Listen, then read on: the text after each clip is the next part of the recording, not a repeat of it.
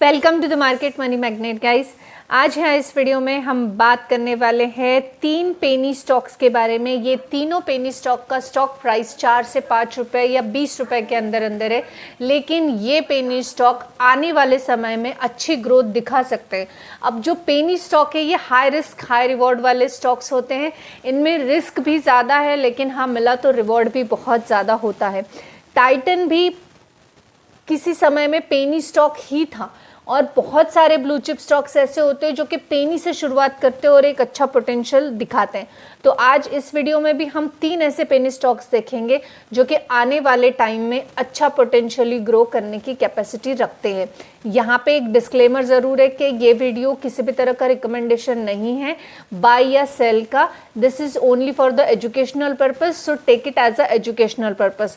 सो इस लिस्ट में जो हमारा सबसे पहला स्टॉक है वो है मिशातन फूड लिमिटेड। अब मिशातन फूड लिमिटेड जो है ये स्टॉक मैन्युफैक्चर एंड प्रोसेसिंग करता है राइस और व्हीट की, और ये कंपनी जो है 1981 से इनकॉर्पोरेटेड देखने को मिलती है। इसका मार्केट कैप करंटली 516 करोड़ का है। Current stock price 4 rupees and 79 पैसे का है। वहीं पे स्टॉक पी 1.54 का है, ROC 42 और ROE 44 का है, जो कि बहुत बढ़िया देखने को मिल रहा है। यहीं पे अगर हम डेप की बात करें तो 45.8 करोड़ का डेप है। डेप टू इक्विटी रेशो 0.04 है, यानी बहुत ही मिनिमम सा डेप यहाँ पे देखने को मिल रहा है। करंट असेट जो है 1874 करोड़ के है। डेप के कंपैरिजन में असेट्स बहुत ज़्यादा है। वहीं कंपनी के पास 3.11 करोड़ की इन्वेंट्री है। पेट्रोस्की स्कोर के हिसाब से ये स्टॉक लॉन्ग टर्म के लिए फिट नहीं बैठता। अगर हम प्रमोटर का होल्डिंग देखें तो करीबन 43.48% का प्रमोटर का होल्डिंग यहाँ पे देखने को मिलता है और पब्लिक 56.52% पर है, यानी अभी भी सिक्योर जोन में हमें मिशान फूड लिमिटेड देखने को मिलता है। कंपनी के फंडामेंटल ओके हैं अकॉर्डिंग टू, अगर हम पेनी स्टॉक की बात करें उस हिसाब से अच्छे ही फंडामेंटल्स ठीक ठाक देखने को मिलता है। करंट 2025 का अगर इसका फाइनेंशियल ग्रोथ की बात कर ले तो क्वार्टर रिजल्ट जो है 30% ईयर ऑन ईयर से इसका रेवेन्यू जंप होता हुआ देखने को मिला है, यानी करीबन 293 करोड़ से हमें ये जंप देखने को मिली हुई है। साथ ही साथ प्रॉफिटेबिलिटी की ईयर ऑन ईयर ग्रोथ की बात करें तो 7% से इसकी ग्रोथ देखने को मिलती है। कंपनी ने जो इस साल के फंडामेंटल्स दिखाए हैं वो काफ़ी अच्छे दिखाए और काफ़ी डाइवर्सिफाइंग प्रोडक्ट कंपनी ऑफर करती है। बासमती राइस के अलावा सॉल्ट यानी रॉक सॉल्ट, पिंक सॉल्ट, इस तरह की चीज़ें भी कंपनी ग्रेन्स और सेरेलैक्स में भी ये काम करती है। ये भी प्रोडक्ट इनके काम करते हैं। मैनेजमेंट इनका अच्छा देखने को मिलता है। प्लानिंग है कि गेन बेस जो इथेनॉल प्लांट है ये आगे चलकर मैन्युफैक्चर करेंगे। तो लॉन्ग टर्म के हिसाब से अगर देखा जाए तो एक अच्छी ग्रोथ इसमें देखने को मिलती है। लेकिन अगर ये स्टॉक को आप कंसिडर करते हो तो आपको जो है स्टॉक का वैल्यूएशन मल्टीपल होना चाहिए। रिटर्न मैट्रिक्स जो है स्टॉक के वो भी आपको देखना चाहिए कि किस तरह से ROC और ROE भी आगे चलकर जो है ये किस तरह से इनका काम करता है, या ROC कंट्रोल में आ रहा है, कम हो रहा है, ये चीज़ों पे आपको ध्यान रखना है। क्वार्टर रिजल्ट जो रेवेन्यू ग्रोथ है 13% से कम बड़ी है, तो आगे 10 के नीचे डिक्लाइन ना हो, ये चीज़ों पर भी आपको देखना चाहिए। हाँ, जो मिशांत फूड है ये एक अच्छी growth, revenue and operational growth दिखा रहा है, एक डिकेड से दिखा रहा है। 2015 से 25 तक हमने अच्छी ग्रोथ देखने को मिल रही है। इसके एक्सपांशन और प्रोडक्ट डाइवर्सिफिकेशन में भी इम्प्रूवमेंट देखने को मिलता है। तो हम इस स्टॉक को कंसिडर कर सकते हैं लॉन्ग टर्म इन्वेस्टमेंट के हिसाब से। अगर वर्थ ट्रैकिंग हमें देखने को मिलता है बाकी चीज़ों में ट्रैक करने के बाद, हायर रिस्क डेफिनेटली ऐसे स्टॉक्स में होता है, लेकिन फिर भी आप एक ब्लू चिप ग्रोथ की स्टोरी अगर स्टॉक्स में बनाने की कोशिश कर रहे हैं पेनी से ब्लू चिप, तो डेफिनेटली ये स्टॉक को आप कंसिडर कर सकते हो। इस लिस्ट में जो हमारा नेक्स्ट स्टॉक है वो है Sarveshwar food limited. Sarveshwar food limited का मार्केट कैप जो है ये 157 करोड़ का है। स्टॉक P18 और ROC 11.7, ROE 10 का देखने को मिल रहा है।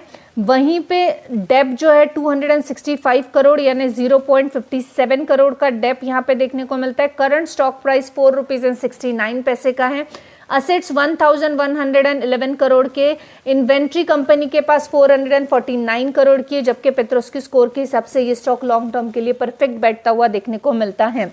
अब अगर हम इस सर्वेश्वर फूड लिमिटेड की बात कर ले कि ओवरऑल आखिरी कुछ सालों में इसने किस तरह से काम किया है, तो नेट सेल बढ़ा है 514 करोड़ से मार्च 2021 में, और 2025 की अगर हम बात करें तो 514 करोड़ के बाद एक मैसिव जंप 1136 करोड़ की सेल्स में देखने को मिल रही है, जो कि 2025 में है। अगर इसके अलावा हम टैक्स की बात कर ले, प्रॉफिट आफ्टर टैक्स की बात कर ले, तो 5 करीबन हमें देखने को मिला था 5.25 करोड़ का, 25 करोड़ का, वो भी 2021 में, और 2025 में 26.97 करोड़।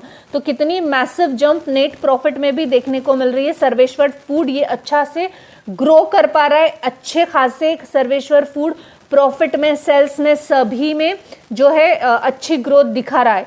अब इस ग्रोथ के अलावा रिटर्न कैपिटल रिमेन अभी भी वीक है, जो रिटर्न कंपनी से मिलना चाहिए। जैसे कि हम देख सकते हैं यहाँ पे डिविडेंड कुछ भी कंपनी ने अब तक दिया नहीं है, तो रिटर्न कैपिटल जो है कंपनी का वो उतना हमें एफिशिएंट देखने को नहीं मिल रहा है।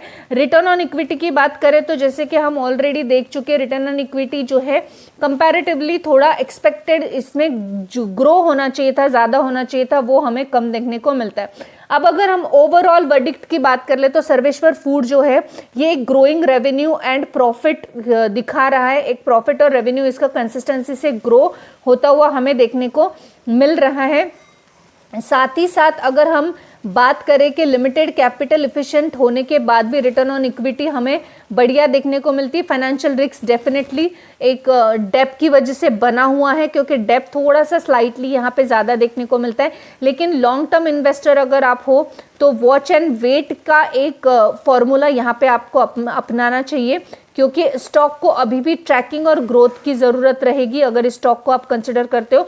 बट ये भी हो सकता है कि अगर ये कंटिन्यूसली ग्रो करता रहा विदाउट, अगर आप विदाउट मॉनिटर किए debt, cash flow and returns को जो इम्प्रूव हुए हैं या नहीं, अगर आप इसमें इन्वेस्ट करते हो तो डेफिनेटली आपके लिए एक ये खतरनाक सा सौदा साबित हो सकता है। इस लिस्ट में जो हमारा लास्ट स्टॉक है वो है Agarwal fortune India limited. Agarwal fortune India limited का मार्केट कैप 6.63 करोड़ का देखने को मिलता है, बहुत ही छोटा सा है। करंट प्राइस 18 रुपीज़ एंड 9 पैसे देखने को मिल रही है। स्टॉक P36 का है। ROC 25 और ROE 33 का है। कंपनी के ऊपर डेप 1.89 करोड़ का है, जबकि डेप टू इक्विटी रेशियो 2.17 है, जो कि बहुत ज़्यादा डेप यहाँ पे देखने को मिल रहा है। कंपनी के करंट एसेट 2.60 करोड़ के हैं, इन्वेंट्री 0.58 करोड़ की है। पेट्रोस्की स्कोर के हिसाब से जो मार्क्स है ये बिल्कुल बॉर्डर पर है। अगर हम इसके फाइनेंशियल्स के इम्प्रूवमेंट की बात करें तो क्वार्टर एंड जो मार्च 2025 था, इसमें हाईएस्ट ऑपरेशनल प्रॉफिट ये देखने को मिला। पीबीटी जो है profit before tax and PAT profit after tax, ये 5 क्वार्टर्स का हमें यहाँ पे देखने को मिला था। वहीं पे कंपनी का ईपीएस इम्प्रूव्ड होता हुआ देखने को मिला है। अब ईपीएस इम्प्रूव होना डेफिनेटली एक पॉजिटिव साइन है। सेल्स जो है रिसेंट क्वार्टर के ये शार्पली इंक्रीज हुए हैं। कंपैरेटिवली हम बात कर रहे हैं लास्ट ईयर से ये ईयर का जो रेवेन्यू जंप है ये 349% से ईयर ऑन ईयर ग्रोथ में देखने को मिल रहा है। वहीं पे अगर हम कुछ सेफ्टीज की बात करें या कुछ वार्निंग्स की बात करें तो ग्रोथ स्टोरी में रेवेन्यू स्पाइक डेफिनेटली यहाँ पे हुआ है, लेकिन माइक्रो कैप होने की वजह से ट्रेडिंग में वॉल्यूम बहुत कम होता है। प्रॉफिटेबिलिटी जो है एब्सोल्युटली एक टर्म यहाँ पे हम बोल सकते हैं कि प्रॉफिटेबिलिटी की बहुत छोटी सी टर्म है, जो बहुत टाइनी यहाँ पे ग्रोथ देखने को मिल रही है।